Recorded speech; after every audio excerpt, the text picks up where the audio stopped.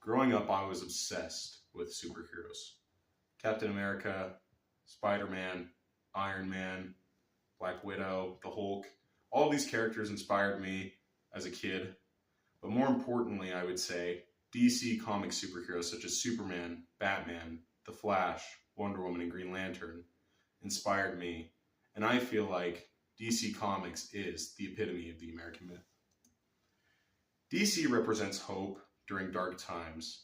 It's the adversarial battle between good and evil, almost at its purest form. Superheroes like Superman, Batman, and Wonder Woman represent core values that are strong and unwavering, and are a reflection of American society as it went on throughout the decades. To give you a history of the DC Comics publications, it started as National Allied Publications in 1934. This was a company that mostly was creating and printing funnies from newspapers as well as making their own, along with some pulp fiction and serialized comic books and adventure serials of sorts. Now in 1946 it would merge with its current name Detective Comics as well as All American Comics. And in 1977 it would go on to be known as DC Comics. A rocket lands. In 1938, the Man of Steel debuted. Superman was created by two Jewish immigrants, Jerry Siegel and Joe Shuster, and was a reflection on being an immigrant in this country. They grew up in Cleveland, Ohio, and had to learn how to embrace the American values that they were growing up with, while also embracing the traditionalism of their families before. It was embracing the old world with the new world. Superman was inherently political. He was anti-war, anti-government, and anti-politicians. And it wasn't until World War II where he turned into an icon far more fitting to the American propaganda system of the time. Because of Superman's debut and the popularization of the character, many superheroes would come afterwards. Characters like Batman debuted the year after, with Wonder Woman and The Flash following suit. So these were popular among US soldiers, specifically because it represented battles specifically related to World War II, as well as supporting the country and being a patriot. It was very important for the time, and I would argue that it is what has inspired some of our soldiers to go and fight the good fight. Once the war finished, superhero comics fell out of favor. They lost a huge audience in soldiers, and it became primarily for kids. Comic books had to focus on things like westerns and romances to really adapt to the current comic book climate and to get more money, and only Superman, Batman, and Wonder Woman remained, with even some of the Marvel characters being put out of publication by around the 1950s. Seduction of the Innocent was the nail in the coffin for the comic book industry. A book created by Frederick Wortham, a 1940s and 50s psychologist. He argued that comic books were directly related and correlated to juvenile delinquency.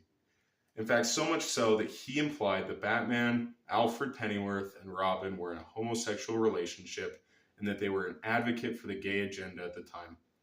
This caused many parents to be concerned, and something called the Comic Book Code Authority was created to advance against some of these claims, which made them resort to getting rid of horror comics, which were very popular at the time.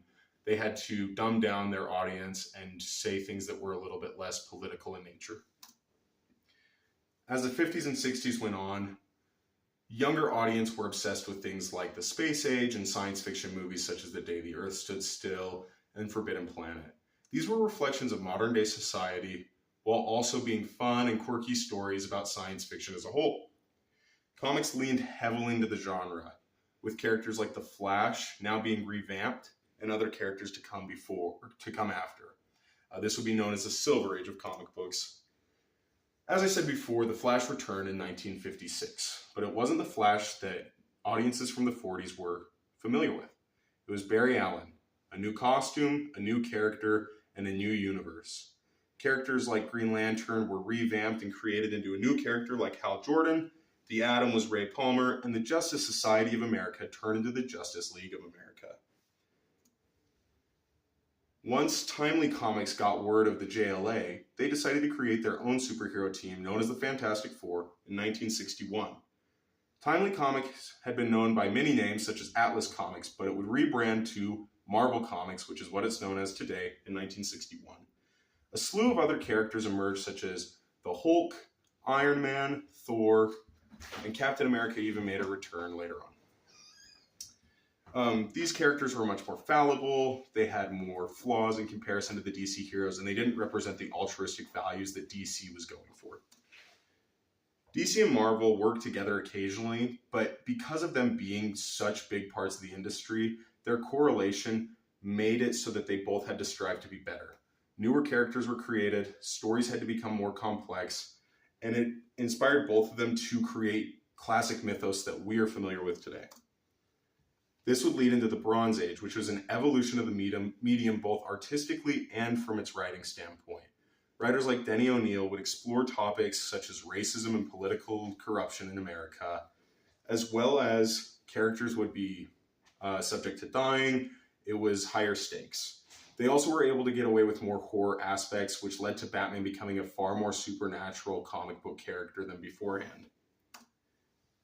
Marvel and DC, again, overtook the industry by about the 70s and 80s. Both took different approaches. Superman, Batman, and the Justice League remained altruistic in their values and were to inspire heroism among people, whereas the X-Men was a reflection of racism and prejudice in America at the time. Their characters were far more complex in the sense that they were confused about why they were fighting the fight that they were fighting when they were so persecuted against. Eventually, this would lead to a reboot. DC Comics was too complicated and had too many continuity errors due to the fact that they had rebooted by the 50s and 60s. Because of this, they created Crisis on Infinite Earths, which molded a bunch of superhero universes together to make a more structured superhero universe. This would kill off characters like The Flash, who was a beloved character at the time. Barry Allen was replaced by his counterpart, Wally West, who was his sidekick during the 50s and 60s. The Watchmen also reinvented the trade paperback. This meant that stories were no longer episodic, one-issue one-offs that could be disposed of easily. It was now a collection of multiple issues that would tell a broader story, and it led to a serialization of sorts of the comic book industry in years to come. Because of the reboot, characters like Batman and Superman were allowed to age and progress. This led to the sidekicks such as Wally West and Kyle Rayner later on to becoming the new characters that were taking on those titles of Green Lantern and the Flash. These alternate universes were also promoted, which were called Elseworlds by DC Comics, and it led to reinventions of mythos of Superman with stories like Kingdom Come, Whatever Happened to the Man of Tomorrow, and Superman Red Sun. This would lead to the established modern-day DC universe. Modern age. Nowadays, Superman and Lois have a son, the Flash has taken on another sidekick, and characters have come out as queer. It's become a much more modern reflection of the modern day and the ongoing issues that we struggle with now.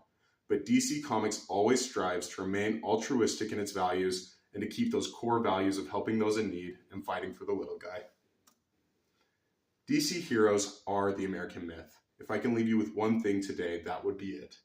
They're as American as apple pie and baseball, and their stories will go on for the next generation and the generation then. They will be here for longer than you and I have been around, and they'll be here long after we're gone.